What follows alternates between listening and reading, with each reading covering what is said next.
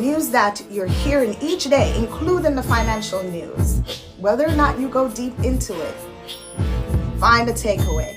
There's a lesson in there somewhere that pertains to you. And the Alicia Marie Phidd Show, it's all about bringing information to you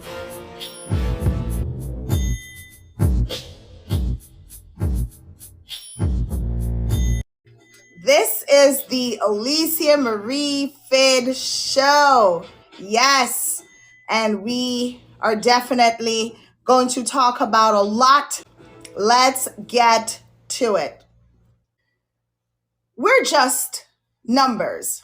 And while we would like to add humanity and believe otherwise, when it comes to economics and the running of a country and a company, it is the data that matters, not the heart. It should be the heart, but it's the data. We are our social security numbers, a bank account number, scores for college entry, for grad school, law school, med school. You got the point. Therefore, understand that the recession, which is a when, not an if, in the United States, is totally data dependent. For resolution by the government, and you, the consumer, should start paying attention to the numbers that they're looking at as well. In the last few months, I took the time online to host free rooms, sharing with attendees how to read the Consumer Price Index, the inflation report, for it to make sense for their household. They're feeling it. They're on the ground. They know without the hard data from the government. They know. They see the increase in groceries. They feel it at the pump. They know. They feel it definitely when they go out to dinner, for those who would continue to go out to dinner. So they know. But they needed to be one with how we are being governed, what information is being used when everything is about the Fed and the Fed speaks and the interest rate. They needed to understand what was happening. This report, this consumer price index, it's available for everyone. Everyone. For those of you that are already in the know, just allow the courtesy for me to speak to those that do not. It is available on BLS.gov, which is the Bureau of Labor Statistics, same place that federal government, Wall Street, research companies go to get some of the information that they use in their analysis. And I want you to know that information as well so you can get it. It matters to me. The next one, Consumer Price Index, comes out December 13th, 2022 at 8:30 a.m. So go to bls.gov, bookmark it, make sure you get that copy, start to follow along with some of the comments that are being made about the inflation number so you can understand and always try to do some kind of data dive. So today we had data coming from everywhere, like seriously, everywhere. The weekly U.S. jobs claim that came out, the S&P Global November 2022 composite that came out, right? Composite PMI, Purchasing Manufacturers Index. The Fed minutes, which is, they call it the Fed minutes, it came out today, but it's really the minutes, the notes taken from the meeting that they had November 1st through 2nd. So like I said, it's all about the numbers. And guess what? Not to be outshone, the Supreme Court ruled that the former president, Donald Trump's tax return for about 6 specific years may be reviewed by the House Ways and Means Committee. So let's jump into it right now. Let's talk some more. The S&P report that I mentioned in my monologue, it tells us that demand is slowing. The index they had is 46.3. They have this threshold of 50, and so on and so forth. But I just want you to know that perhaps when the federal government decided to raise the rates on the banks. Perhaps it's working. We still need some more data to know. I know. Data. Like I said, it would be so great in January to see the actual numbers for December. It will also be great in January to have the opportunity to look back at the entire calendar year of 2020, see what we can learn from what had occurred, and then to forecast even better for your personal lives. Everyone has an opinion about the data. Perhaps it's time, with all this information that's out there, perhaps it's time for us to now, the average citizen, average person, to start understanding the consumer price index in the very least. Start understanding that. There's information available specific to your region. You can search for that and see what the federal government is saying with data specific to your area. The information is there. Now, so both manufacturing, back to the S&P, both the manufacturing and the service industry saw a decrease in their output. No comments yet. No, not drawing any conclusion. Not drawing any conclusion. I want to wait until December. But what I am saying to you is look more into the data. A few months ago, when I calculated the increase from last year to this year, just for electricity, food at home, water, I'm talking sewage, utilities, and rent. Well, rent kind of fluctuates. It had gone up tremendously. It was eating away at the budgets of ordinary citizens in this country. So whether or not the National Bureau of Economic Research, which is a private entity, not for profit, that usually say, well, yes, we are officially in a recession, whether or not they call it, the consumers are definitely feeling it. And so why am I talking about that? I always talk about there has to be a takeaway. So the first thing why I'm sharing this information, because I'm so serious that you need to now become one with the consumer price index. Start understanding that data. There's so much information in there, especially if you're a business owner. And Saturday, I believe, is going to be Small Business Saturday. But especially if you're a business owner, regardless of how large you are, because I don't even like the term small business. Everyone knows that. Because I think it kind of sends the wrong message, because when you're sued, when you go into court, they don't say, oh, you're a small business. Well, you don't have to pay the filing fee. That doesn't happen. So at some point in time, you have to realize it's normalized. And yes, the data and the information that is being looked at by large companies, it's the same data you'll also need to look at to make those decisions about your company. We can dive into the feasibility of that. I'm just merely sharing that this is something for us to pay attention to. Now, I do want to say this. So that's some of the topics that I wanted to cover. But I also wanted to share this with you.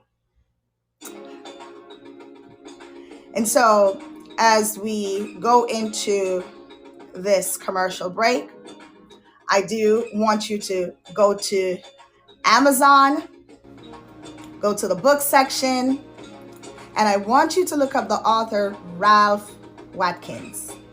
Check out his books. Great poet, great storyteller. So I wanted to take this time to highlight that author, Ralph Watkins. Go to Amazon and you'll be able to get a copy of All of his books, they're there. So that's what I wanted to share. Now, let's move into our next segment. And we'll go back to some current affairs shortly, but I do want to move into another segment. And this would be the leadership segment.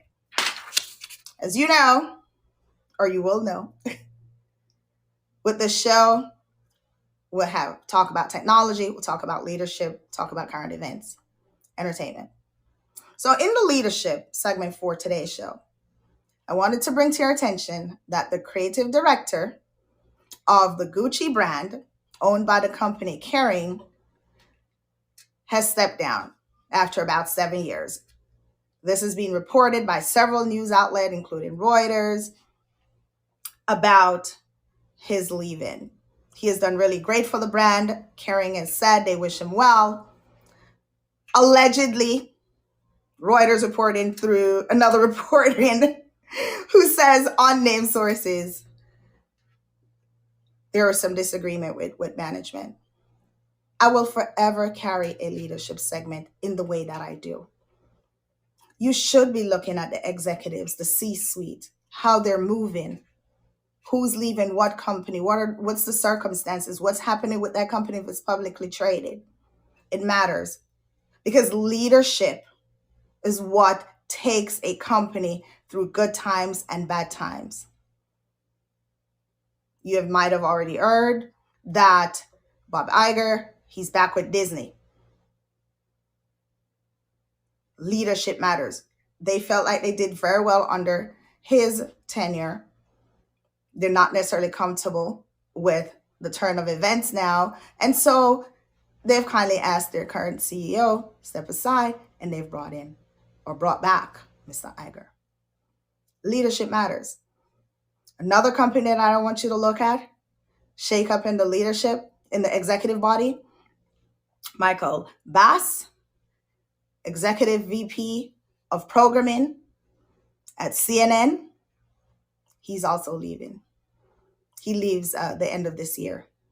But under their new CEO, since he came in, he has been reorganizing anyway. It's just obvious the shows that he is choosing to put on, the shows that he is chosen to not let their contract continue.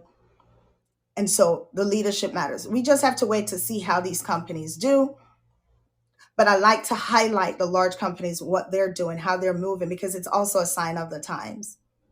Everyone is watching their bottom line. Everyone is watching their top line, as they should. No comments either way on that. But if you are a business that is not operating on a large scale, you still need to understand the leadership dynamics. You need to understand about the data on the economic side. All right? So big picture, always. So that was our leadership segment. Let's get into some more current events. All right. More data came out today. I told you that earlier. New home sales increased. Yeah, it was a shocker. It did. New home sales increased. Now, it had been going down a little, so it was a little bit of a shocker. So we'll wait to see again in December and make a better decision analysis regarding all 4 quarters. So that's my suggestion at this point before you start forecasting for 2023. You know what else about new home sales or new home prices? Between last year to this year, the median price is went up 15.4% in one of the articles that I read. 15.4%.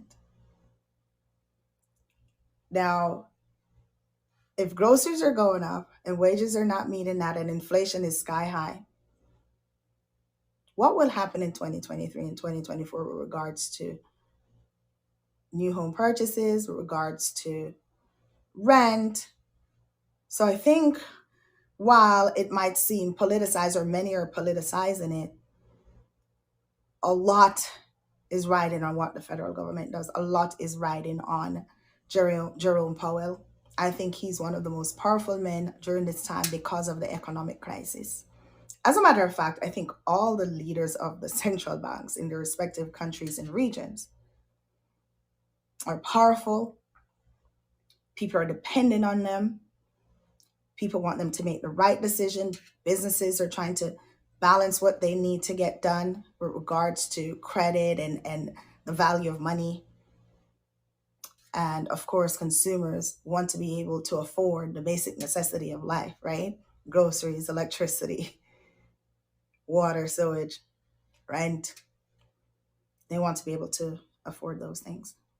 So, yeah,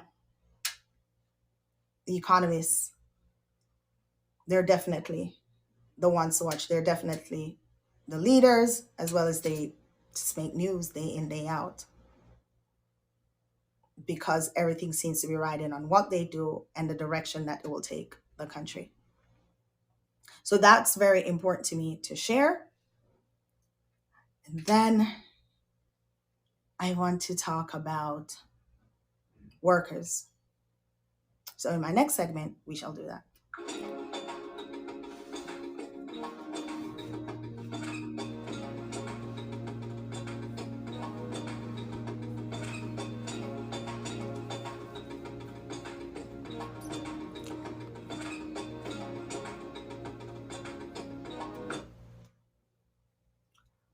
Remote workers. Everyone wants to balance work, life, enjoyment. Everyone wants to do that. They just do. And I think it's a right you should have. Not a privilege. I just believe it's a right you should have. You know, I was watching an interview. Magic Johnson, he was on Shannon Sharp's podcast, Shea Club. And they started out talking about Magic Johnson's vacation time each year. And Mr. Johnson explained that first it started out with 2 years and 2 weeks, and then it went to 3 weeks, then it went to a month, because each time he realized he needed more time the way he worked so hard. And now he said they're at 5 weeks of vacation time straight. It matters. Your body and your mind need to, at some point in time, just feel relaxed so that when you're done, you can come out even more productive. Well, the pandemic somehow found a way to bring that together. So during the pandemic, remote working wasn't just for white collar jobs or college educated positions. It just got broader and broader. And if the position can be done away from the office, it was. There's a push to get workers to return to the office, and there's conversation as to whether it makes for better relationships, leadership skills can be developed more, all of those things, and that's debatable. Well, a recent article I saw with Bloomberg was talking about the remote workers that they're using technology, their VPN, masking it. And so they'll tell their employer they're in one place and they're in fact in another. So some have gone off, internationally, may have gone to another state. They're supposed to be in Wisconsin, they're in Miami. However, it's presenting a problem for some of the employers because every state have their rules regarding contacts with that state, how much contact that worker has, whether or not that company needs to be registered, what taxes they need to pay, what licensure they need to get. And so that is becoming an issue. So you have to take away something whenever we share this information. Look in your handbook. Look in the employee's handbook. Hopefully the employers are updating their handbook since COVID, because everything has changed. The workforce is not what it used to be. Everything has changed. The rules are just a little bit different. So get that information. Don't put your company in jeopardy, and don't put your position in jeopardy either. So I wanted to bring that to your attention. I thought that was quite interesting, to say the least. On the flip side of people being able to work wherever they want, layoffs continue. Major companies are continuing to lay off or have plans to lay off thousands of people over a certain period of time. Alphabet happens to be one of them. Their plan, allegedly, is to lay off about 10,000 low-performing workers. So we can have a conversation about the layoffs and how that is connected to the economics of our times, and whether or not we'll be able to get inflation low, because then we're going to have a lot of people being unemployed. Well, hold your brakes on that. Let's look at the fact that companies are in fact laying off people, yes, but they're also still hiring. Now, there's some news out there that if someone leaves the job, resign, they may not necessarily rehire for that position if they can do without doing that. But some select positions that they know they need or they want, they're still, their vacancy out there and they're filling it. But the fact still remain, we are in this economic time that requires you as an employee to be well aware of what's happening with your company and to secure yourself. And then on the flip side, of course, if you're a business, you're a micro business, because micro, right? I prefer to say micro enterprise than use the word small business. So if you're a micro enterprise, go over those numbers. And as a matter of fact, I have become so enamored with the Economist over this past year. I know they've been around forever. They've been running our lives forever. But I've become so enamored with what they do. Oh my God. Mike on Bloomberg, totally in love with that reporter. The brilliance with which he looks at the data and analyzes the data for you. Just brilliant mind. Brilliant mind. I tell everyone to ask Mike. Ask Mike. Perhaps Bloomberg should have a segment called Ask Mike when it comes to economics. Just his own half-hour show, just like I'm doing here. Just like I have my half-hour streaming show. He's that brilliant when it comes to the data. And what I like about him, if somehow he makes an analysis and he's off, he'll come back and he'll say, I was a little off in how I think this should have been connected to such and such a data, or how I ultimately, concluded about this data. So I like that reporter a lot. But yeah, every micro enterprise, start looking for economists. Go to the universities. See if you can work a deal out with them and get one. Get one in your circle of professionals. It's definitely a professional you want to have a talk with to help you to get to that next level in your business. It's very important. Very, very important in these times. If any, you can take away what you will, because everyone is different. But I'm actually suggesting that every micro enterprise, they need to have access to economists the way that large companies do, the way that Wall Street takes this information to figure out how to help their wealthy clients. It's the same data.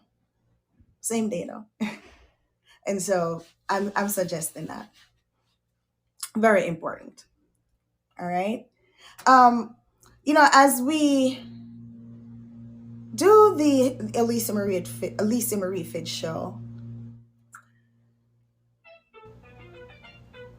It's the Great Vibes segment. We call it All Things Irie.